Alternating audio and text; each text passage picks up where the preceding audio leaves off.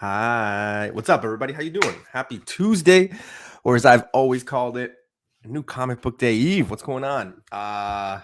Let's bring in my guest, man, because I want to do this alone. I'm a little nervous. It's been a while. I'm going to tilt my head back, and I'm just going to point up, just right there, top shelf stuff, right there.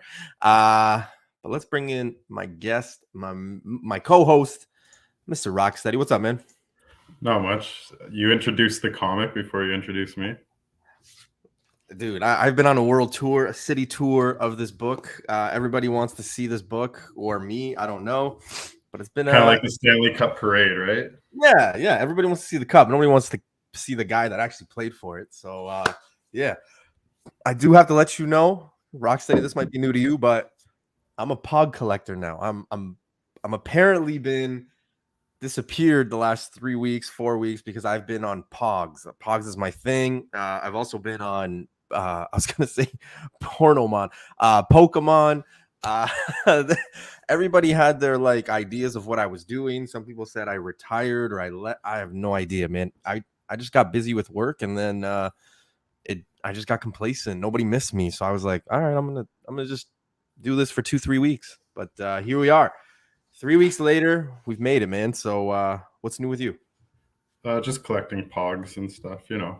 Collecting Pogs. So does that mean I'm an influencer then? Like if I'm doing Pogs, you're the first. You're the original. I'm the first, right? Okay, so I'm the original. Okay, that's a lot of weight. That's a lot of weight. So we'll see. But glad to see a lot of names in the chat. I was a little nervous. I was expecting, numbers and viewership to just kind of go off the wall. But I'm glad to see some familiar faces and to hang out. So we'll see. Also, we do have one comment. We do have one comment here that I just want to bring up. I just want to bring up really quickly. Rocksteady, I think you know why he's saying that, but big shout outs to Newbie Prime. Let's say hello, man. Let's say hello to everybody. I'm excited. This is exciting for me because this is the first time I've actually been able to see the chat at the same time. Oh, right. That's right, because you're on a work computer.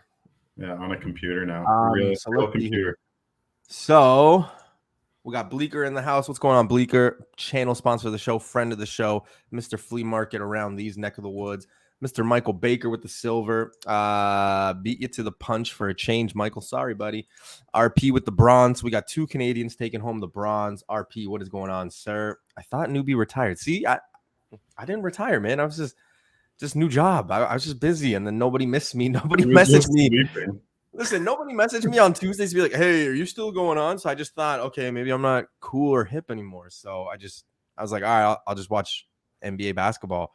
No, he's just going from town to town showing off his Tales of Suspense 39. Dude, if they paid me, I would. Makes sense given give him hell, Newbie. Vancouver Comic Junkies in the house, my brother. I thought Newbie moved on to collecting Pogs after getting his Grail book. You know what? We will talk about that too. I know it's not like a segment. Like I got the Grail like 2 weeks ago, but I do want to just throw something out there about when you do get your Grail. And appreciate everybody who tuned in to get that to watch that video. By the way, newsflash: Newbie Comics hates actual comics. You're damn right. Heard he loves Pokemon cards now. See, everybody's just making rumors, man. It's oh geez. It's a party already. What's going on, Empire? So yeah, there's a few people in the house. Mr. Wesley's in here. Big shout outs to Empire. Comic Chef is in the house. You know, when Justin, aka Nemesis Prime, aka 50% of the Comic Con podcast says I'm his favorite. I mean, I'm his favorite. There's nothing else to it. So Rocksteady is looking like a lumberjack with that facial hair. Hey, I almost did it. I almost shaved everything and just kind of did the old thigh ticklers, but cookie duster. Yeah, it just wasn't happening. Dales of Suspense, what's going on, man? How you doing, man? I love when I did say bots welcome. Thank you. Careful, you saw what the bots did to the Hall site today. Yeah, that's crazy, right? But they still got paid. So, yeah. Hi to everyone. What's going on, Kenneth? All right. So, we're done with the chat. We're done saying hello. So hopefully everybody's got some comments. New comic book day. Maybe throw in some spec. I am going to get back to doing that spec stuff. We're going to do comic news. And then, of course, we're going to have some special guests along the way. Today's special guest, none other than Mr. Whatnot himself. He is one of the biggest Whatnot Canadian sellers ever. He is the man, Mr. Hyper. What's up, man? Seriously, that's how you set me up as the biggest Canadian Whatnot seller. That's your intro for me.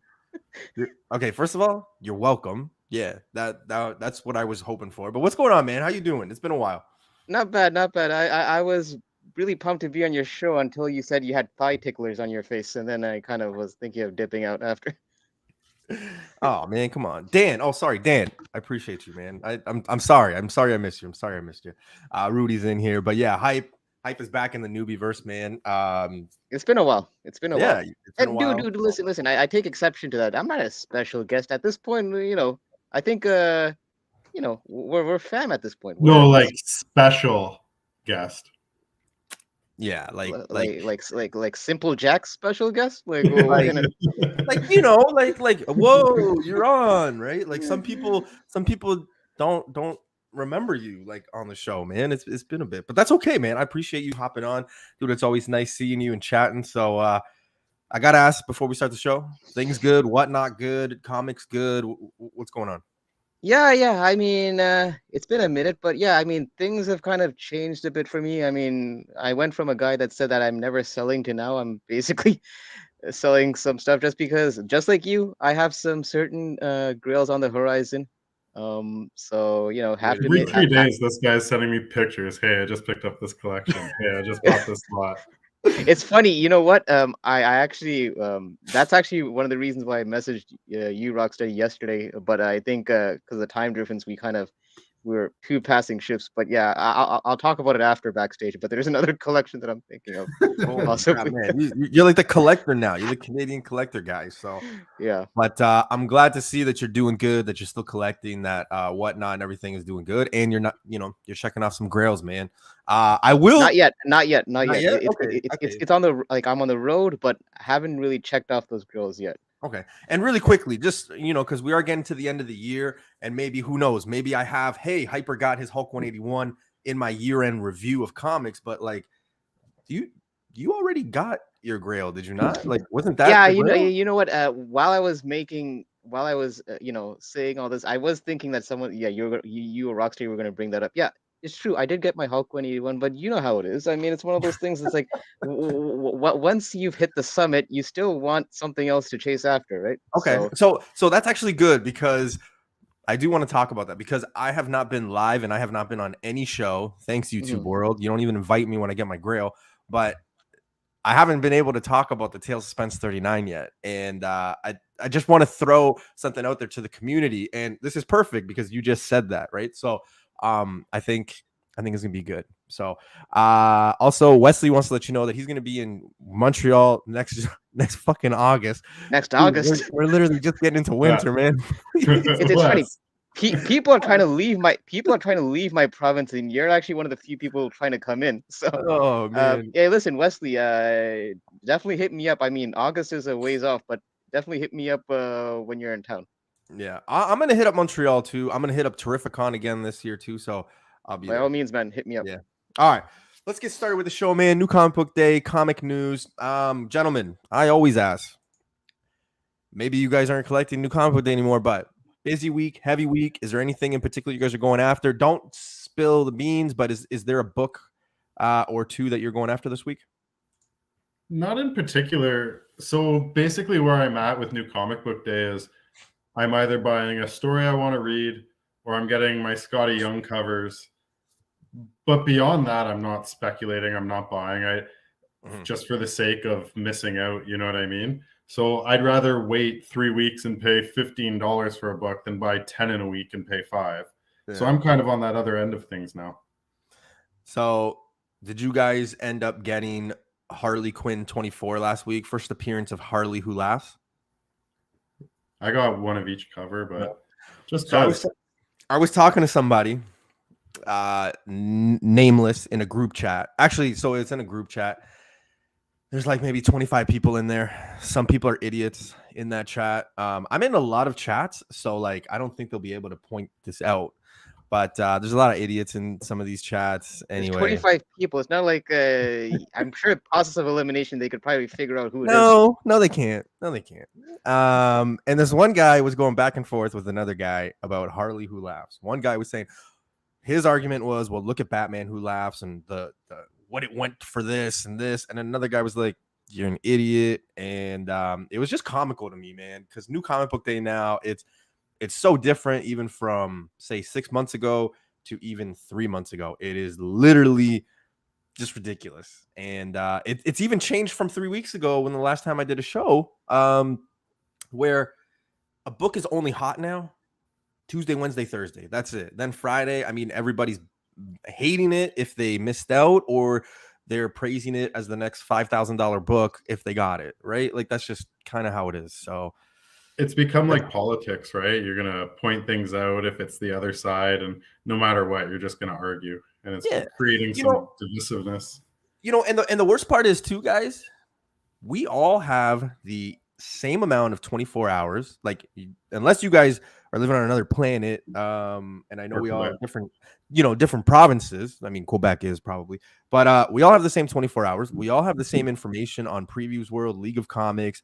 You can read what's coming out in advance, and yet people still miss it. When they miss it, they get mad, and then they just start hating. I don't get it. So it is what it is. I mean, the thing is, Wesley kind of was reading my mind with his comment. The thing is, I think a lot of it seems like comics lately, they're trying to do this whole catching lightning in a bottle twice kind of situation where, listen, something hits and then they see that the success it has initially, and then they try to replicate it. The thing is, time and time again, you'll never replicate the first, like Batman Who Laughs, nothing's gonna come, because that was like an originator. Yeah. Same thing with that Patrick Gleason ASM 55. We've seen that cover basically being beaten to death with those. Yeah. And I think Thorough mentioned this, and I agree with him. I guarantee you that after the success of the Eminem and Spider-Man, that haul drop, you're gonna see a lot more of these hip hop crossover covers, and it's not gonna have that same niche that but people will chase it like crazy. That's what they'll do. Yeah, but it's just that and people are speculating on these characters, like these new Who Laugh characters and all that. It's like they're hoping that it's gonna catch the same wave as the original, and sometimes it does, but more often than not, it doesn't, because it's just you're just trying to. It's basically that was an organic situation, and then now you're just trying to fabricate something and make it the same trend. I will say this. So we got Notorious B.I.G. and Eminem. I guarantee you the next one is probably Tupac. Well, did you see that DC did a Paul McCartney and Superman cover? Ooh. Yeah. I got you. But I think sometimes the comic book companies are their own worst enemy. Like, say they have Batman Who Laughs, or even a cool variant of a cover. And then they play it out. So they have something that's making money for them, that has momentum, and then they just sell it out basically, and they overprint it. And it's kind of that idea when everything's an exclusive, nothing is an exclusive. Right. So to create some of that excitement, they need to create exclusiveness. And if they just beat every theme or every character to death, they're their own worst enemy. Yeah. Well, I mean, the Eminem cover, like the last one before that was that Mighty Avengers. I forgot what issue number, and that Punisher. Okay, issue 3, and then that Punisher exclusive Eminem. Those are the only two Eminem joints. It's not like Eminem was dropping like variants or any other hip hop artist. But I'm just saying, to your point, it because they were exclusive and years apart, it just made it that much more special. But Marvel doesn't participate in the secondary market for them. They're more in the primary market. So for them, if they see money's coming in, they're going to ride that train until the wheel comes off. But there's a relationship there between the secondary market and the primary market, where it creates interest, it creates buzz, and it creates that FOMO, and it works so well for them for a long time. So I do think there's a relationship there to a point. To a point. You know what's crazy is this time last year, we were talking about Immortal Hulk 43 with that, like, what was it? That Jewish racial slur in the window. Oh, racial slur. The anti-Semitic. This time last year, that's what we were talking about. That was what was in, and now all of a sudden it's bots and M&M. Like who would have thought, right? Like, so next year if we're talking about like, I don't know, Skittles or Barney, like I'm not even gonna be surprised because it could be something. Oh man, Pogs, after seeing some of these comments on IG, I do not want to be the admin for that site. People are really people really got in their feels for this variant. You know what? People are always going to be in their feels lately. Everybody needs to give their 2 cents, get their participation ribbon. That's just how it is. I went to the dollar store and they're actually selling 2nd, 3rd, and 4th place ribbons. I was gonna buy them and like mail them out to people, but wait, not first? Oh, there's first too, yeah. Oh, okay. I was like, but it's not fun if I send out 1st place. Like it's always just fun to send out like. It's just funny how you skip first. And you well, of course. Supply chain issues. Yeah. All right, guys, let's get into it. Let's see if we're gonna have a Harley Who Laughs situation this week. First up, though, channel sponsor still, and I thank them both, but cool dudes, friends, family of the channel, of course. First up, we got Back in Time Comics all the way in Bradford. Make sure you guys go hit them up. CGC authorized dealer, hundreds of pre-sales, reward points. He's got an app that I actually use because it's actually good. And he's actually a solid dude, man. Go check him out. He also does claim sales on Facebook because he's not a fan of the whatnot thing.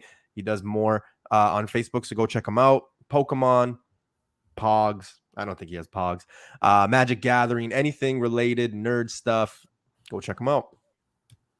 And of course, channel sponsor again, Mr. Bleeker St Comics, $10 a press, $5 a clean. He runs the flea market and the comics around there on Turner Crest. So make sure you go check him out if you're ever in Niagara because he's got a lot of selection and a lot of comics. So check him out, man. Great stuff. He's usually on the Tony Sanders channel as well. Big shout outs to Tony Sanders. Love the guy. He's a big Iron Man fan too, and he doesn't have a Tail Spence 39. So I told him if you want, I could send him a picture and he could like kind of Photoshop it to him. He hasn't answered me back. So hopefully that's the 2nd appearance, I think. So you guys can do like a Voltron situation. Who cares about the 2nd appearance, man? Come on. The people that can't afford the first. You sound like the Tosin people. Oh no, I got the 2nd appearance.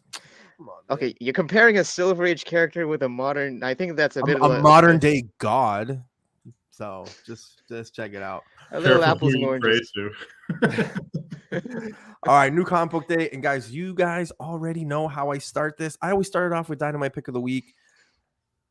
But it's not like you think for you sick perverts out there that think I'm just after redheads with body showing off cleavage and things like that. You're sick, okay? You're sick. I'm a feminist. But my Dynamite Pick of the Week this week is 007 number 4 cover N. You got to go all the way there. So I doubt any of your shops got this. It is a Finnegan Virgin cover. And here's why I bought this. Hear me out, because a lot of people are going to be like, what the fuck? Yes, I need an explanation for this. I am big on those old school, like movie-themed poster stuff.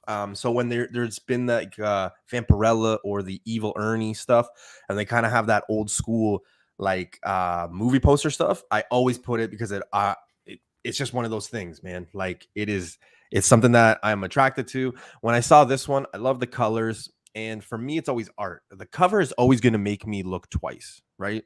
Because that's what you see first.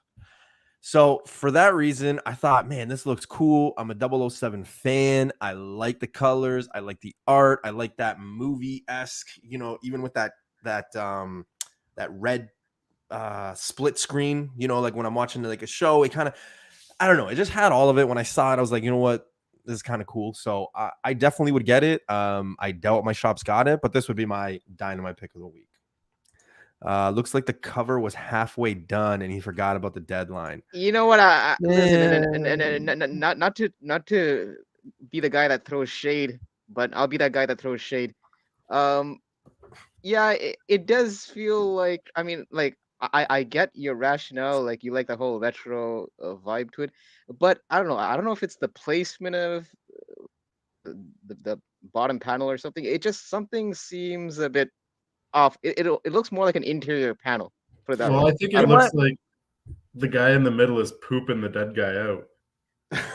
Okay, first of all, both of you are sick. Okay, both of you are sick. Wait, he said that poop joke. I was just going. I was trying to be classy. You laughed, so you guys are sick. But No, Those are I my was laughing dynamite at our pick of the week. society. if you're new to the channel, if you're watching, it's just art. We try to give some love to Dynamite most of the time in a funny way. But that's the Dynamite pick of the week this week. Whew. All right, let's move on. We got a boom number one. Behold the Behemoth. This is the second print, correct? First print like sold out like everywhere, crazy. So I'm thinking a lot of people who missed out are probably going to go after this one, which Rocksteady, you are the second print, third print, fourth print, extra printing guy. Your logic will make sense on this one, right? First print sold out. You can't get it. People are going after it. So what are they going to do? This one's going to be heavily printed, correct? Well, we're in different times right now than we were 6 months ago, like you say. But yes, I think this one might be more ordered than the first print. But boom books are sneaky, and it depends when FOC was. Because if FOC was before the first one came out, then there could be some interference. I'm not sure on that one. But I've heard good things about this book. And Boom continues to push on. Like, bang for your buck, excellent comics. And maybe they come out with 5 different books or 6 different books a week, but they're usually bangers. Like, whereas Image comes out with a crap ton of books and has less hits, if you ask me. That's true. Hi, what are your thoughts on Behold Behemoth? All right, listen, I want to put a disclaimer so I don't sound like I'm full of shit. Oh, God. There's like a running joke right now with the Comic Kingpins where I generally skip new comic book day segments and I usually jump to the news and because I know you were asking who picks up new comics. I'll be honest, I've drastically cut my pull, and I think the only thing I'm pulling, and Rocksteady will appreciate that, the only thing I'm pulling is TMNT, Batman, and just Something Is Killing Your Children. And so you haven't changed one bit since the last time you were on, basically. Well, no, I had a lot last came on.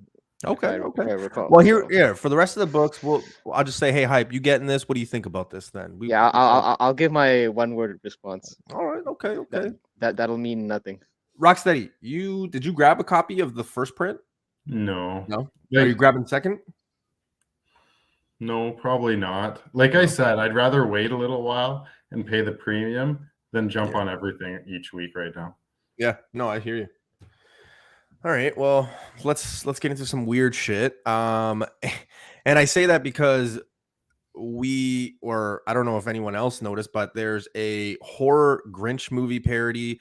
They're coming out with the Winnie the Pooh horror parody. Now they're doing Bambi. So it just seems like all this serial killer, cannibalistic, furry and animals, and then all of a sudden you get this. So plush number one. I've been talking to a few people. It seems to be like something that people are really jumping for, man. So I don't know. I could see a second print coming. I think this is a fucked up cover. I probably wouldn't even have it on my wall ever. I wouldn't slab it. It just looks weird. But if there's a few dollars to be made, if this is a hit, maybe, Thursday or even Wednesday evening, I could see myself as a player going to the store and grabbing one, but definitely one that Image is kind of banking on this week. Rocksteady, what are your thoughts? There's a niche for this kind of thing, like Johnny the Homicidal Maniac and Lenore. Red Room. So, and there were a bunch of really cool looking store variants as well. I'm interested to see where this one goes.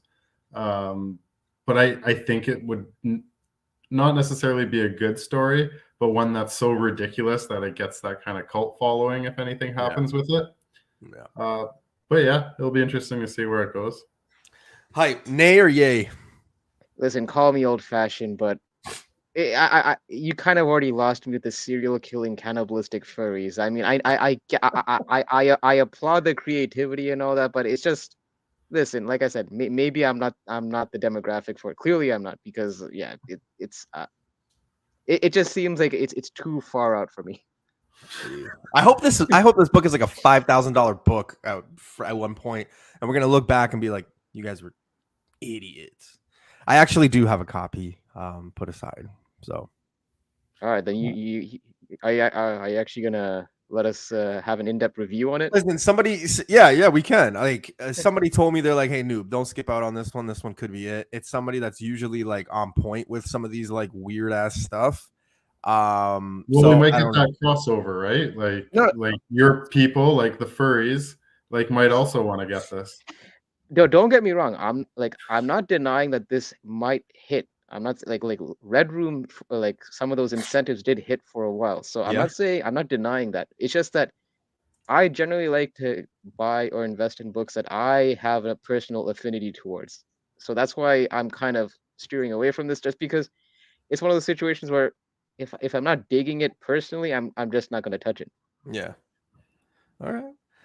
This one kind of reminds me, and just the last thought on this is, I watched Rugrats as a kid, and Angelica always had that Cynthia doll. It just seems like Cynthia's out for revenge. Like that's like the first thing that I thought about when I saw this. Like I don't know why, but that's what I thought about it. So if you don't know what Rugrats is, Google it, Angelica or Cynthia, and let me know what you think, man. But that's the first thing I thought about when I saw this one. It's fucked up. Yeah. Yeah, we need to Okay. start drinking. All right, we got Detective Comics annual number 1. So we do get a first appearance in this one. It's an annual, so it's going to be a thick ass book. I apologize because I didn't get the price, but it being an annual, it being a book. Oh, actually, it's $5.99. $5.99 US. Yeah. But yeah, we do get a first appearance. I don't know, man. I'm not really. You guys know how I feel about the Batman. Rocksteady, what are your thoughts, man? Like Van Helsing vibe kind of deal going on with this one. Yeah. Does the first appearance matter to you though? Like, do you care? Well, here's the issue with this one. So it's set in the 1700s. Yeah. There's not much of a DC world built around that time. So I think the longevity and the extent of that character, you can incorporate him into modern day stories. So where does that leave this character? I'm meh. Every week there's a brand new DC Batman new character. Hype, you do collect Batman, so I'm expecting a yes here. Although I dropped Detective Comics, but having said that, I do echo Rocksteady's sentiments. How, because of the era that this character is set in, he's going to be more an Elseworld character. So if he is brought in, it's going to be in one of those offshoot miniseries that DC seems to love doing with Batman these days. It's like 10 a year, I find. Right. So, but in terms of DC continuity, yeah, I can't see this new character really playing a factor. And plus, I mean, annuals are generally hit or miss in general in terms of, for the most part, they're just one-shot stories, and that might have some supplementary stuff for the ongoing stuff. But I mean, if you're a Batman fan, pick it up. But I wouldn't bank on this solely because of this first appearance. Yeah. The Jack the Ripper era Batman story was cool, so if this is like that, it should be good. And that's absolutely correct. Yeah. Yeah, but as a story, it should be fine. yeah, But just as a spec or a flip, I think you guys are right. You hit it right on the nail, right? 1700s. Where is that going to be in continuity? Maybe they come out with something, and maybe, who knows? I don't know. The way spec and flipping is nowadays, it's just a little crazier. It's crazier than it's ever been. So I don't know. I don't want to say no and shut a door on this one, but at the same time, it could be something down the road. Who knows? I do like that border trade dress that they did with this cover. It's kind of unique. You don't see that a lot. With 99% of DC/Marvel annuals are insane slope. Slop. Oh, slop. And then you have that one case where you have the first appearance of Batman Beyond in continuity, which was in an annual. So, stop living in the past. But I think what happens is they test out characters, and if people were like, "Oh, that was really good," then they'll find a way to bring them in, like Squirrel Girl, right? In that annual. Yeah. And of course, special or whatever it was. The most famous one, Gambit. Yeah. You're damn right.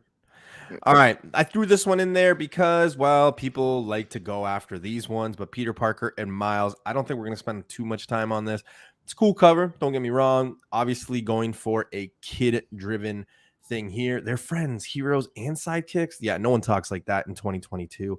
But we got Spider-Men, Double Trouble. There's a few exclusives, few different ones. You guys grabbing this or not? So I take a different stance on these than everybody Ooh. else. Okay. So I buy a lot of these Spider-Man Miles kids books. So what are children growing up on? What are their memories going to be? And what version of Miles are they going to remember? They're going to remember the ones from Spider-Man and Friends or whatever that show is called, from the cartoons that are on right now. So there were a few other, I think it was called like Marvel Action, some other cartoon runs, and they had some incentive variants that there aren't going to be a lot of because shops aren't ordering a bunch of these. They kind of end up on that kids rack. And if you look at some of those, like the first Venom in this style and some of the early Miles books, they actually do pretty decent. I think that that Eastman Spider-Man cover was from a run like this. So I think that was the IDW. Yeah. Yeah. You actually get, remember I was talking about it? I spec'd it. I used to own one. Is that Ultimate Spider-Man, the cartoony one with the Venom? I think it's 19. That's the first appearance of Harry Osborn as Venom. And people to this day still go to a different book, or they talk about how that could be something that happens in the future. Well, guess what? There's the book. It's like it's in the kids section, but people don't go take a look, right? And it's always like that collector's item on a package like thing. So every new comic that comes out right now is pristine, but people are grabbing these and giving it to their kids. And nobody's specking on stuff like this, which creates rarity. And I think in the future, some of these cartoon ones, like I love those animation variants of Miles, but these are, I don't think, the worst thing to hold on to. Yeah. Yeah. I mean, again, I mean, clearly these kind of books are targeted more towards a younger audience. And yes, so a lot of the shops probably won't be ordering a ton of copies of these. That's why you're not going to, because I think there's actually a 1 in 25 incentive for this one. So I don't see a lot of shops carrying that 1 in 25. Now, having said that, I did see that 1 in 25 cover, and I made the comment previously how it looked like almost like a cover of a Marvel coloring book. It's so I mean, to Rocksteady's point, because of those under-ordered copies, those incentives might have some hold in the long run. I do remember, I think it was IDW Marvel Action Spider-Man. I have that first appearance of Venom in the IDW series, the incentive, the 1 in 10 by John Boy. That one's still an expensive book. Yeah, that one's still, I think, a $200-300 9.8 book. And you don't see that, and that's just a 1 in 10. That's not even like a high ratio. Exactly. That's what I'm saying about some of these. They're kind of sneaky. Yeah, but there's not like a sweet science to these kind of situations. No. Sometimes you kind of get lucky in terms of which incentives hits and which don't. Yeah. So it's really, you really can't be sure. Don't forget the Yellow Hulk too. Don't forget That's the Yellow Hulk. Big shout out to Phil, by the way. Did that book drop off, or is that still? No, that thing was never hot. It was hot for like a day or two. Then after Friday's top 10 with "you're fucking this guy," after that it was just it was over. So yeah. Okay. Right. Yeah. Next book on the list, and guys, this might be a surprise and a shocker to everybody, but listen up. Star Wars High Republic is hot. Star Wars High Republic is basically got a first appearance of a character in every book every week now. So I hope you guys are picking it up, because you never know which one's going to pop off. Look at the original series. I know how Rocksteady feels about it. I can already see his grin. But if you're looking for maybe a flip, like, it wouldn't be a bad idea to pick them up, because you never know down the road for a little bit how hot it could get, right? But Star Wars High Republic, now this is, I believe it's the first cover. There is no first appearance. And it is the first like solo story of this. Also, not to mention, it's Dark Horse, right? So that's right off the bat. I hope people can see that. I didn't really display it that well, but it is Dark Horse. So just keep that in mind. It could be from a different era, but yeah, Star Wars High Republic, man. First appearances galore, pretty much in every book that's coming out lately. Rocksteady, let the people know, man. Why were you grinning there? I know how you feel about High Republic. Yeah, I've made some Instagram posts and whatnot where I just think hater. There's a lot out there. But I will say we're going to get to a tipping point where people are sick of buying them. They have a bunch of them and they haven't seen a return. and people are going to stop buying the new ones that are coming out because they have so many of the other High Republics. Order numbers are going to go down, and eventually they're going to start hitting again. And I think we're getting to that point where this one is going to be way less ordered than number one of the regular series or the adventures. It'll be interesting.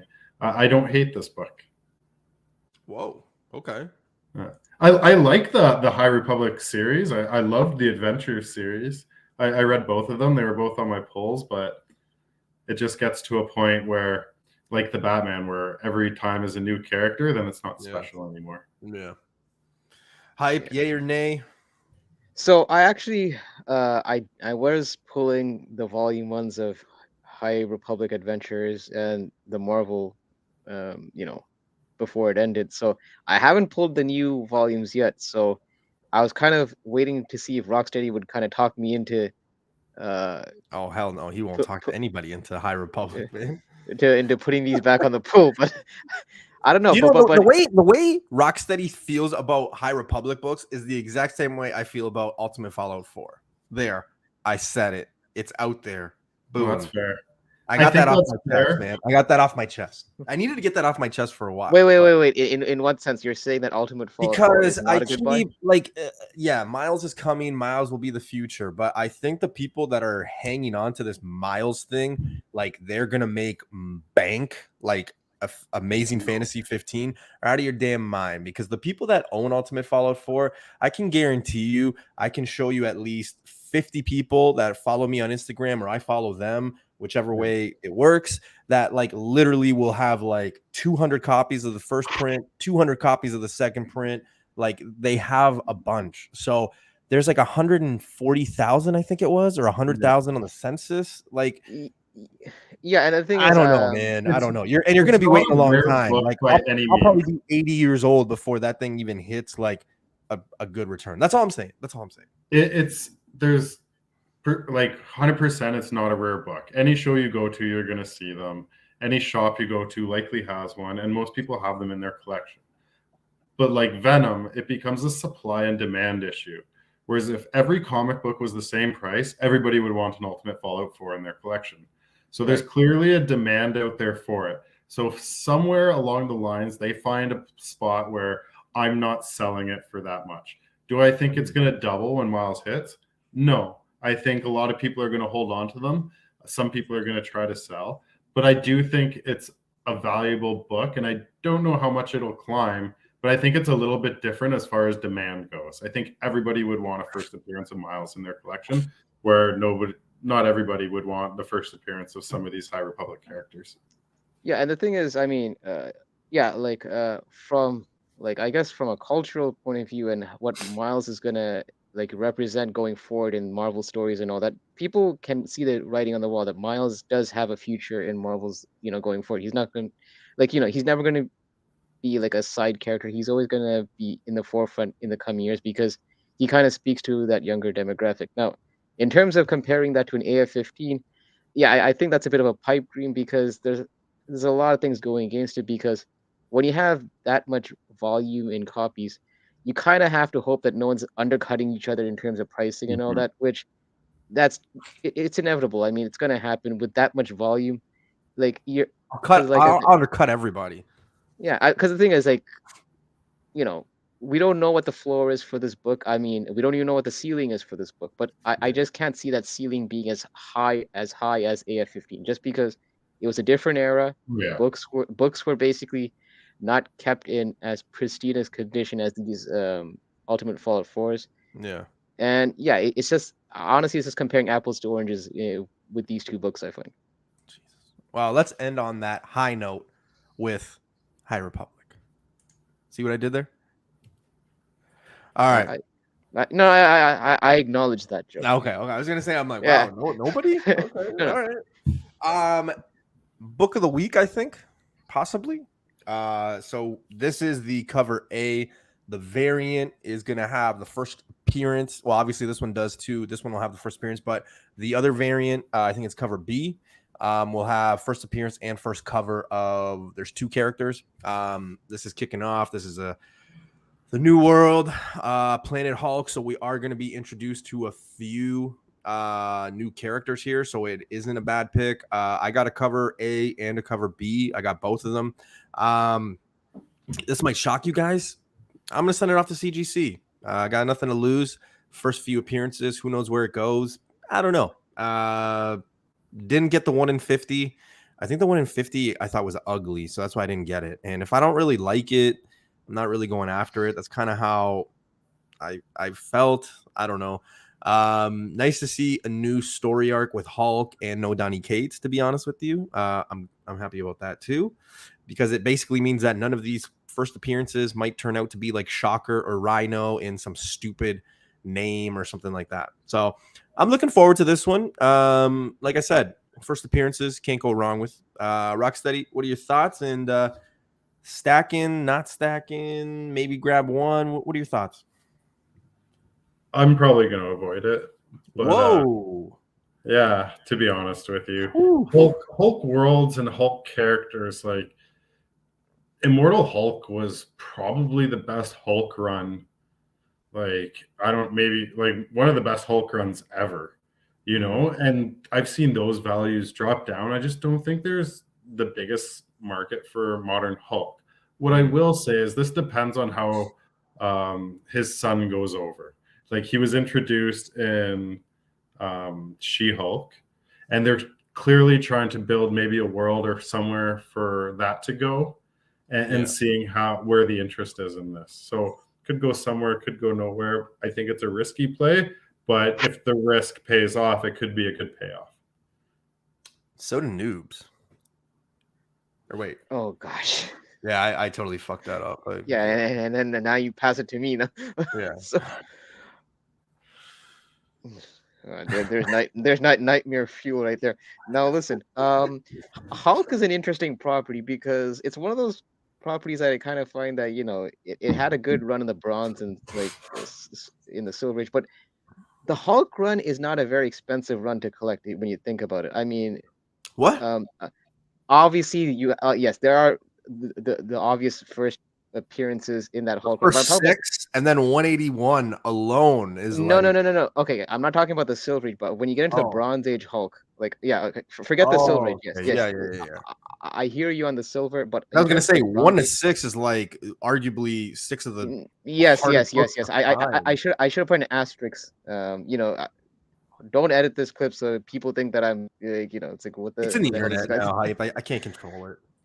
Yeah, but listen, like in terms of the Bronze Age Hulk run, it's not a very expensive run to collect. And the thing is, I would agree with Rocksteady where like Hulk in general he's a cool character and all that, but before Al Ewing revitalized that character with the Immortal Hulk run, it was a bit of a cold series. And then to be honest, I kind of find Donny Cates has made it cold again. It's almost it feels like Hulk is kind of on a bit of a downtrend after the Cates run. Listen, do you remember the hype that went on when Donny Cates took on the Hulk and then everybody was jumping on it? It was terrible. Well, then the thing issue is, 3 came out and then that kind of spiked people. That cameo, I can't even remember what the name was. I enjoyed it because I was able to get like 20 copies and flip them. Because I'm an influencer, I guess, and that's what influencers do. We flip. But here's the thing, though. Look at what happened with 6. After the debacle that happened at 6, that's when I was like, yeah, fuck this. But see, you're kind of supporting my point. So the thing is, I think the hype initially was the anticipation of what Donny Cates will do with the whole character. Once the ball started getting rolling, I mean, issue 3 was still very early on in the run. They're like, okay, let's give it some time. Everybody thought it was going to be null-like, though. Remember, everybody was getting 3 and 6, thinking that it was going to be. And this was my earlier point in the beginning of the show. When you start doing these little marketing cliches where it's going to be the next this, next that, you tend to kind of not have that effect that you're desiring. Like Null, like I said, Null was an out of the blue kind of character that kind of was organically, like, it kind of hit the market. He wasn't heavily promoted like I forgot who that character's name was, Titan, right? Yeah. Titan. So yeah, it's just that I just find that the anticipation and the luster kind of went away with the Hulk the longer this run kept going, and it was just getting to the point that the storyline was being a bit too outlandish with like him turning into a spaceship and all that. So yeah, we'll see. Well, That was New Comic Book Day. Now we're gonna hit into some new comic news. A few things happened, right? Like me and Rocksteady were saying, not too much. A little bit more coming out. Obviously, there's no movie, there's no show, and I get people are like, well, there's a Star Wars show. Yes, I know. I'm told. Greatest Star Wars show ever this far, but there are a few things going around right now. And what is the next movie anyway? The Shazam, right? In December? Is that it? Is it in December, Shazam? I thought it was December. I for whatever reason, I thought it was December. I thought it was I Christmas. don't know. I thought it was in 2023. I could be wrong. Ant-Man is Marvel's next one. Yeah, and that's in March, right? March or February, yeah. Yeah. February? Yeah. Oh, no, there's something coming out on Valentine's Day, because I remember being like saying no, that's like 3 years from now. Valentine's oh, is it? Okay, never mind. Because I Yeah. remember being like, that's what we're doing. And she just rolled her eyes. But the Guardians thing just came out too. Oh, yeah. I didn't watch it yet. I heard it's. Yeah, I haven't seen it yet either. Yeah, I Is heard it it's good? nothing. There's no Yeah. villain. There's no spec. There's no nothing. It's fun. It's a Christmas story. Yeah. It's a Christmas Yeah, special, but like people were saying like, hey, don't worry about going to those like 600 Easter eggs you missed videos, because there's probably not anything there. So we'll see. But let's hit it. Let's get into it. Comic news. Let's start it. First story. And I apologize because this image, literally, I don't know what I was thinking when I actually took this image, but obviously you could see I was doing it at 7:44 a.m. But we were talking about this, right? So a lot of these Disney classics are now starting to get these like really messed up horror, terrible things, right? So we got Winnie the Pooh coming out, which basically, is Winnie the Pooh and Piglet killing these like beautiful women, and they're actually mad because Christopher Robin left them. What kind of crossover comic are we doing here? As I said that, I was like, that sounds right. But Christopher Robin leaving. The dude not only didn't go where he wanted to go, apparently now he's getting entangled with these characters. Oh my god. But yeah, so we got that one. Now we're getting this one. Supposedly there is another one about Pinocchio, and Napoleon. I just saw the this looks terrible, but I saw it on my Facebook read or feed, sorry. They're doing the mean one, so like a Grinch one where he literally kills people. Yeah, I saw that. It looks terrible, man. It looks so bad. But is this the new thing? Like, are we getting these Disney? Like, I don't know. What are your thoughts, man? Because like the Winnie the Pooh one, I thought was like sick and twisted. I'm like, okay, this looks really dark. And I'm not a horror film guy by any means, but it seems like a lot of people are doing this, right? So I don't know. This will be the 4th movie, essentially. What are your thoughts? And is there one that you would like them to do in a horror-ish way? Rocksteady, you go first. So Bambi is the best one. If you think about it, it was kind of horrific to begin because basically it starts off with shooting Bambi's mom, right? Yeah. Dude, that movie wrecked me as a kid. Right? So now here it is. Bambi gets her friggin' revenge here, or gets their revenge. So that's exactly what it's out. So I think this is going to become a vegan cult classic, right? All the vegans are going to rally behind this. Oh my god. Yeah. But I think it's fun. I think it's more of that underground scene that this is going to pick up on and kind of move in that direction. Is there one I'd like to see? It's interesting because it's only the ones where their rights have expired. Where I think DC was worried about Toy Story being ruined, but I'll be dead before the I'll be dead by the time the Toy Story rights are expired. So I'm good with that. The Pinocchio just makes me think of the Family Guy episode with Pinocchio where they were like, "Lie to me, lie to me." There isn't one that I can think of that I would see. I think obviously, like thinking just very quickly and out loud, the Little Mermaid, if they ever went a horror route that way, I could totally see it. I think that would be an easy one. But I also like redheads, so like I think that's just why I said it. Cinderella, not really, right? Sleeping Beauty, not really, unless you kind of take it a weird, sick way with the 7 dwarfs killing people and raping. I don't know. That's Snow White. But Snow White. Yeah. Pocahontas, you can't really do. Maybe Lion King if they went like a dark way. Maybe Aladdin. But But that, even all those, that like, stuff is relatively new, right? Like Aladdin, Lion King, 101 Dalmatians, like any of that stuff is like 50 years separated from Bambi. Like Bambi came out a long time ago. Also, Dumbo. you guys have to remember, a lot of these stories that Disney adopted and basically turned them into kid-friendly stories weren't actually very kid-friendly when you actually read the source material. Tales, yeah. Like Little Mermaid was actually a pretty tragic tale. It doesn't have that happy ending that you see in the Walt Disney films. Same thing with the Hunchback of Notre Dame and all that. A lot of those Ooh, movies that that one could be like he comes down, rapes girls, kills them because he's like ugly. Like Newbie. No, I'm Reel just it back. Reel it back. That's like the way they want it. I don't condone any of that. Oh I'm just gosh. saying that's kind of Of all the shows that I had to hop on, you know what? Let's move on. it's like, uh-oh. DC Studios to reveal new DCU plans in the next 2 months. Now, I think this is important. Why? Because DC thought that they had something in Black Adam. Now, I will say they did, and they do. It's a good movie. It's a decent movie. It's all right. But then you do 3 weeks later, and Black Panther comes out, and they made $300 million in what, 1 weekend, and Black Adam made $300 million in 3 weeks.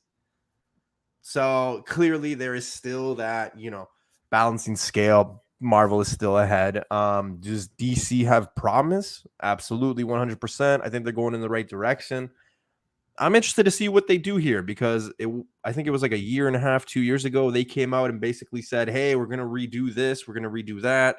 Boom, boom, boom. Now all of a sudden we get a reset, new owners, obviously. I think this is good. Characters that I'm expecting to see in this run, probably all these solo projects, probably Poison Ivy, more Black Adam, Superman.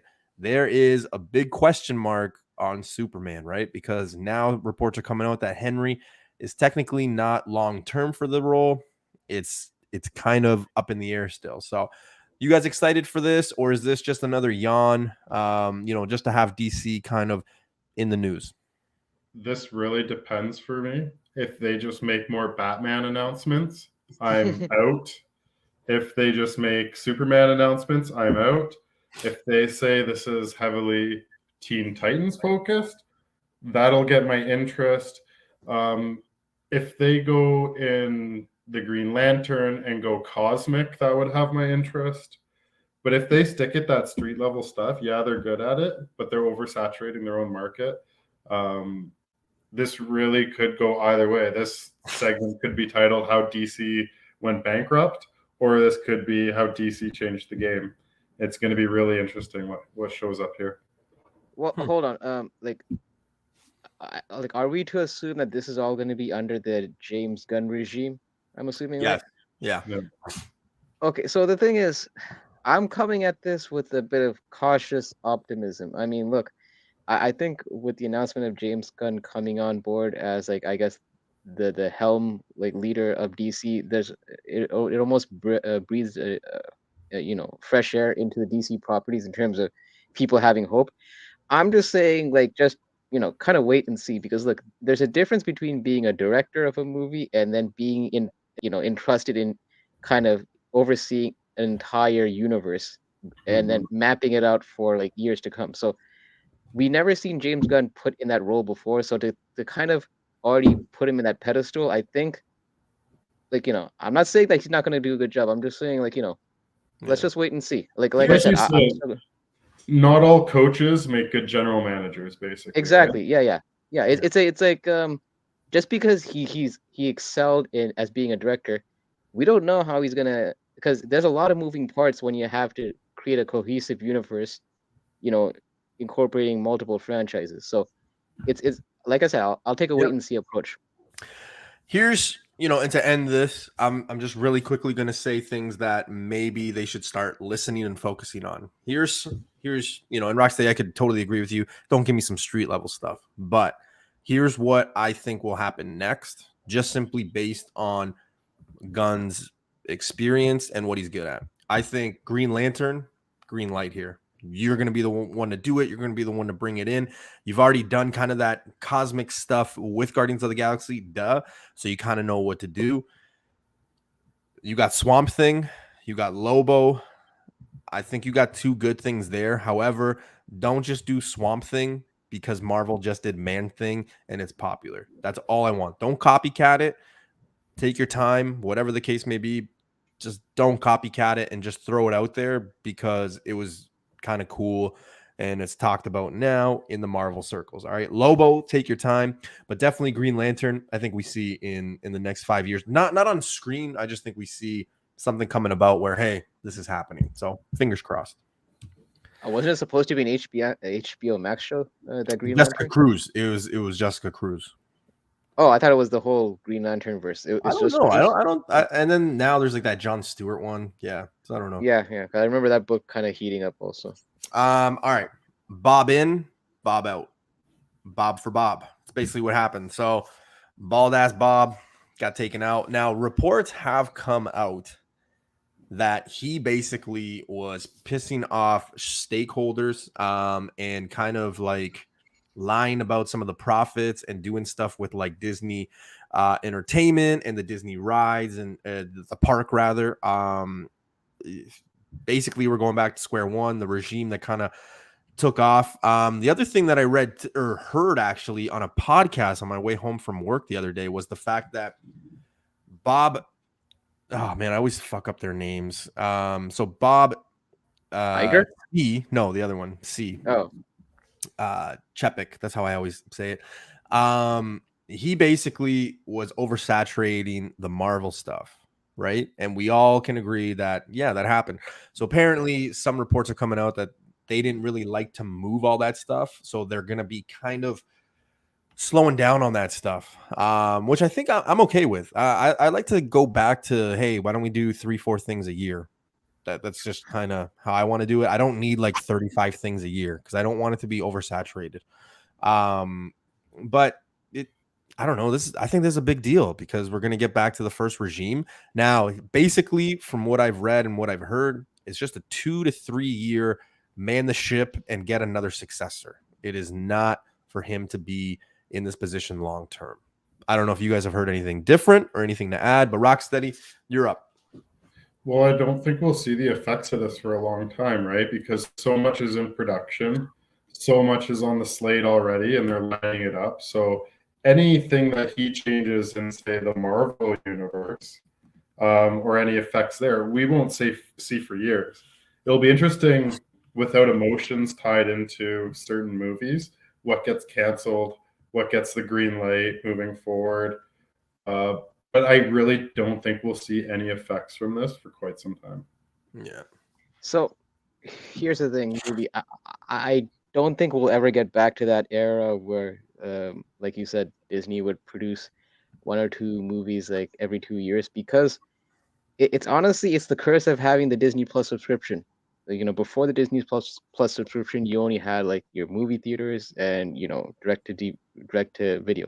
As soon as Disney introduced that subscription service, it was almost like a curse to that company, because in order to kind of keep those subscribers, you know, hooked, it's almost like they're obligated now to basically pump out content at a much more frequent pace than maybe they should. Yeah. To basically keep up with like streaming services like Netflix, Amazon Prime, Crave, all these, and Apple, that are, you know, doing award-winning, you know, content, right? So it's almost like Disney now has to kind of stay afloat. They can't just rely on back-end library. So because of that, yeah, you're going to have a case where there's going to be a glut of content that's just going to be pumped out. And unfortunately, it's going to be a case where it's going to be more quantity over quality. At least that's how I've seen it the last 2-3 years with the subscription. But I do think it was a different time. It was COVID. People were locked inside. So they benefited from pumping stuff out because that's how they got the viewership. That's how they got the subscriptions. Yeah, but okay, but put it this way: in terms of the stuff that has come out from Disney, has anything really been, how can I say, has anything really set the world on fire in terms of what they put out in their streaming service? You're saying She-Hulk set the world on fire? Yeah, great show. Like put it this way: like none of those shows I would say were bad, but at the same time, none of those You've shows clearly in been drinking then, because Moon Knight was terrible. so okay, so see the thing is, I wouldn't call these shows terrible. I would say that they were good, but again, I wouldn't go as far as saying that they were great. I mean, Moon Knight I did like. I actually liked it more than the average viewer I found. Same. But But I think like Loki for me was my favorite that came out. But they're supposed to Loki, be supplement to the major blockbusters, right? They're supposed to Yeah. fill in those gaps, in my opinion, and that's what they're doing to build the I, hype up. I'll be honest, even those blockbusters haven't really been doing it for me. I mean, okay, I mean the ones that I could think of, like Thor was Shang-Chi, like, terrible. Doctor Strange wasn't that good. and Spider-Man look, was The only one as that's been good has been Black Panther. And even that, when you say that now out loud, people are like, You can't you say only like good. it That's because like saying somebody in the NHL is a bad hockey player. You know what I mean? It's still primo watching, in my opinion. No matter even the worst stuff they put out is still better than most stuff on TV. Can we just agree people are just going to hate regardless? It doesn't matter even if they like it. Even if they like it, let's be real. People hide behind Instagram handles or whatever, and they clout chase and they do what everyone else likes. So if I think that Newbie is like super popular and cool and what he says is it, there's people that do that. I mean, people follow certain people who we put on a pedestal in this community, and whatever they say, people are like, yeah. No, that's what I meant. Even though I said the completely opposite, but that's exactly what I mean because I want to be cool. Like that's literally just what happens, right? well, like the way I gauge, again, I'm just coming out just from my own personal taste. I can't speak for anyone else. Like the way I gauge things is like in terms of after I watch something or like a movie or show, like how much of a replayability or rewatchability do I have in terms of my enjoyment? And I have to say, like the first half, like pre-Endgame, I know that's cliche. A lot of people always use that, but I'm just gonna throw it out there. A lot of those movies pre-Endgame, I did rewatch them. I legit rewatched them from start to finish. I can't think of a movie post Endgame. I may have watched this Tom Holland movie, the one with I can't think of the title, the one with Mysterio. I may have watched that. Yeah, there you go. But aside from that, a lot of these movies, I feel like I'm watching it once, and I enjoyed it for that moment. But then it's like, oh, okay. I mean, yeah. So I also think they have to be very careful because you're getting to a point where you have to watch 3 different shows and 2 previous movies to enjoy one that comes out. Yeah. So they have to be very careful where they lose people in a story. And that's why I think the Black Panther was very fresh. A lot of those characters in it, you really haven't seen much from other than a brief cameo in some of these series, like the Dora Milaje or whatever, right? Milaje. All right, let's get into the next thing so we don't get off the rails here. But for all of you who think, hey, Namor or Namor is gonna have his own solo, it's not in the cards, man. It's the same way as Hulk because Universal owns his rights. It's Paramount, I think. Or yeah, Paramount, Universal, it's the same thing, right? Are they both the same? I thought so. I could be wrong because I've been terribly and horribly wrong in the past. You might be right. I'd like to think so. I think so, but I will say because we haven't really talked about it. Obviously, I hope everyone's seen the movie, and we're not going to get into the movie, but he was great in this role. The amount of shame, body shame, and hate that this guy got before this movie was released was insane to me. Looking back on the hate, I don't know why, but again, people just want to hate for hating, right? I thought he did a great thing. I thought he did a great role. He really did do the movie. Would I love to see this in a solo project? 100%. Well, I'd like to see this character back 100%.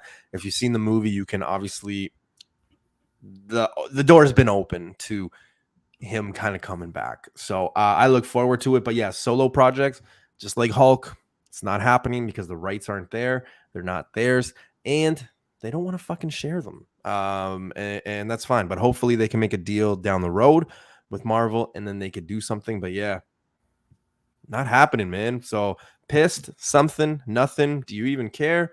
What are your thoughts, Rocksteady? I'm happy they're not. I think some of these characters are best not oversaturated, and it makes them special when they show up in a film.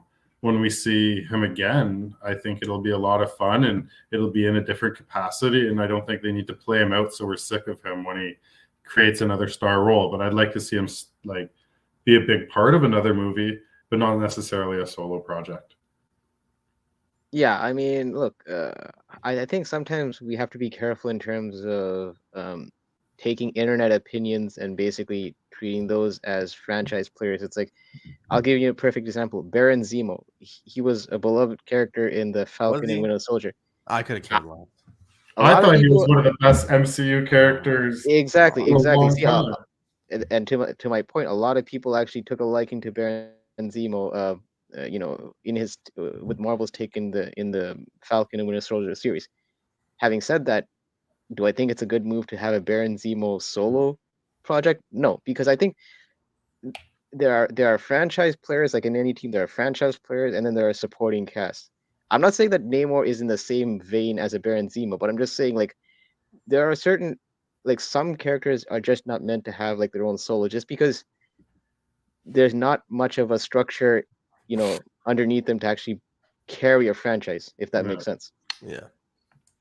No, never know. All right, last one, guys. And again, going back to the DC, maybe I should put these back to back, but James Gunn teases Green Lantern DC's future. Go figure, eh?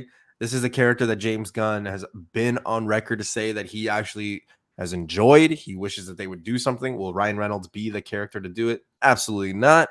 But if there is somebody who could make Green Lantern, Hal Jordan, if that's the one they go with, a success, I think we're looking at the right combination of people, just simply because the success that he had with Guardians of the Galaxy. You could kind of take that funny approach, you can take that serious approach, the cosmic, all that, whip it into something, and it could be something special. I really do think that this is a character that James Gunn was, I'm not going to say born to make, but I do think that the stars have aligned for him to actually be able to make this a really good thing. And I will go on to say that I think that if he takes this mantle and he gets this project done, I think you'll be talking about Green Lantern as a top character. Like, kids will be talking about it. Like, it'll, action figures, the marketability, all that stuff is going to be out there regardless. But I do think that a lot of kids new to the hobby might fall in love with Green Lantern more than, say, other characters in the DC universe. I don't want to break the internet by saying more popular than Superman or Batman, but I do think that it's got that capability. But I'm also biased because Green Lantern is one of my favorite DC characters as well. But I do think that it could be something special here because look at what James Gunn did with Guardians of the Galaxy. I remember the hate that Guardians of the Galaxy got before it was created and when it was announced, and everybody was bashing it. And now you fast forward almost 15, 18 years later, and here we are. People love it. So I do think that this is going to be something good if it does happen. But I will say this. When James Gunn teases something, it usually ends up happening because he did it with something with Thanos, and then he did it with Adam Warlock. So I don't know. I think this is just something that's eventually going to happen. Rocksteady, what are your thoughts? Do you agree James Gunn was made basically to make this character happen? This is a fresh start for DC. I think they have to kind of turn over a leaf, start and build around this as opposed to going back and trying to incorporate a lot of the other stuff. Yeah. And I think he has the foresight to see 2-3 phases out that DC has been missing for a long time. They've been trying to put everything into one movie and make it happen. And if you think about characters like Black Adam was supposed to be a big movie, but in the grand scheme of things, Black Adam versus Green Lantern, like there's no comparison, right? So this is a big deal and they have to hit this out of the park. If this flops, it's major danger. If this goes, we have a horse race. I really look forward to this, and I'm not a DC guy. Yeah, I mean, because look, I mean, if you wanted to take a look at MCU's blueprint, like their first run of movies, they focused on those foundational characters in Marvel from the Silver Age. Iron Man, Thor, Captain America. They kind of built those characters before they started incorporating them in the Avengers, and then they started incorporating the Guardians of the Galaxy. I mean, it would serve James Gunn well if he started, rehabbing some of these foundational DC characters, like to Rocksteady's point, like Black Adam, cool character, one of my favorite anti-heroes. but he's not at the same tier in terms of popularity and fanfare as like Batman, Superman, Green Lantern. Like those are your foundational like JLA characters that need, especially like Green Lantern. You know, that character needs some rehab after the whole Ryan Reynolds debacle. But I'm pretty sure that Green Lantern film ever. Well, isn't it the only Green Lantern film ever? Yeah, that's why it's the greatest one of all time. No, I think there was a shitty one time. No, I don't think so. Also, don't hate. That's where Ryan Reynolds and Blake Lively met, man. So if it wasn't for that, who knows?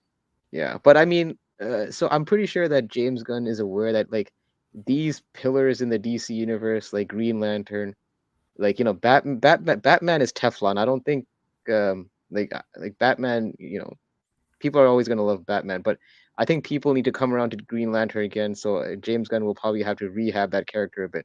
Yeah. Superman, Henry Cavill's already killing it, and I'm pretty sure that, you know, once he reprise that role, that's going to be fine. Wonder Woman also probably needs another rehab after, you know, that last movie. So I still haven't seen it, and I don't plan to. Yeah, so it's just that I think James Gunn knows that Wonder Woman 3 is happening supposedly, right? It's been written and stuff. So they got to keep rolling with Wonder Woman. I think they generally have a hit with that. Yeah, I think we kind of have to just think of that second movie as a scratch and just kind of because look, the first movie went well, so it's not the case of Gal Gadot being miscast. She can play a great Wonder Woman. Yeah, we'll see. What's the other one? Oh, maybe they could make a movie with Yara Flora. I think Hyper's frozen. Did we lose him? Yeah, he probably is. Yeah. Makes sense. Somebody was bound to freeze. Well, that was show 109, man. That's pretty good. I'm gonna leave him up. Yeah, this is good. I wish we had like something where we could draw a mustache and devil horns and stuff like that. Hopefully he comes back and you know, we can get his, you know, last words. But man, it's been nice talking. I know we missed a few things, right? Big news today was, you know, Ryan Reynolds and Miss Minutes Twitter talking to each other. There is a lot of rumors about Miss Minutes and Morbius actually showing up in Deadpool 3, right? So that seems to be a thing. So people are connecting the dots. Again, New Mutants 98 is going up. Who would have thought, right? But yeah, there's it's a little quiet. I want to thank both you gentlemen, well, both you guys, for hopping on. Well, what the hell's wrong with gentlemen? It's like you. We kept it together this week. I don't know about you. I kept it together. I kept it together pretty good. I'm not the one that made that joke that I won't repeat about. Hunchback Race. Yeah, no, that was bad, man. I think that already makes me a gentleman right then. Like by default, I think that makes me a gentleman. I don't know, but it was fun hanging out with you guys. So Tuesdays, we're moving it from 9:35 to 9:55, because you know, huge fans out west, and I gotta accommodate. No, I'm just kidding. That's just basically the time work. So we're doing a little 20-minute later, but it seems to be working. So yeah, we'll be doing the shows now. Here's what's gonna happen, guys. Today's show is 109. However, because I used to do Sunday shows and Tuesdays, I kind of separated them. So all the Sunday shows were numbered when the Tuesday shows were not. So starting next Tuesday, we will be at show 220 or 211. I can't remember what show. I actually got to go back and take a look. Could be more than that, but I just don't want to confuse people. Like if in a month from You've already confused me right now. No, I just don't want to confuse people because like if in a month from now I'm like, hey, I'm celebrating show number 300, and then people are like, well, wait a minute, didn't we just celebrate your 100? Like, and newbie for your show 300, you're gonna have to do the whole show in the Spider-Man 300 pose. 300? Like the what? That ASM 300 pose, you're gonna have to do the entire show like that. I don't know about that, man. It's my show. I make the rules, right? So we'll see. We'll see. Demonetization YouTube. Yeah, I don't condone that. I was just saying, like, that's kind of just stop. We can just stop. I was gonna promote my return on the newbie show, but after this episode, I'm probably gonna call. I'm gonna keep it quiet. Oh man, yeah. Well, we'll be back on it Tuesdays, 9:50, 9:55, maybe 5 minutes early, 5 minutes later. But I'm back, I guess. Even though I never went anywhere, I'm back. But yeah, you guys can find me on Instagram and of course here, Newbie Comics. And Rocksteady, let the people know, man. You got a lot's going on right now, so let the people know where they can find you and what's going on. Instagram, Rocksteady Collectibles. But I'm putting on a comic show. And we're super excited for that. We have probably about 20 vendors already. We have Marvel artists signing and doing sketches. We're going to have some other cool stuff, comic book drive for an inner city group. So yeah, it's really fun. I've been a little bit quiet on the social media, and I started up YouTube and haven't really done a ton. But between this collection and putting on the show, I've been pretty busy and pretty excited.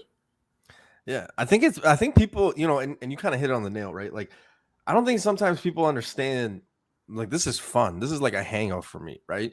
Yeah. But like, you have your normal life and you get busy, and like sometimes it is hard to commit to doing like a show or something like that. So it is kind of cool when everything does work out and the stars align, as they say, and you can do it. But it definitely is hard for sure. Yeah. Hype. Thank you for returning. Let the people know, man, where can they find Canada's best whatnot seller? What's going on, man? It's probably a small pool if I'm the best seller in Canada. Yeah, listen, apart from being in the Newbieverse, I'm also part of the Comic Kingpins. It's me, Comic Dude, FaceTime. What was that? Because you're like, yeah, I'm part of the Comic Kingpins. It's me. Oh, okay. Anyways, yeah, so it's me, it's FaceTime, Comic Dude, Mr. Key Issues, Blakk Crown Comics. And yeah, we do our Monday show. Dude, let me get through my promo.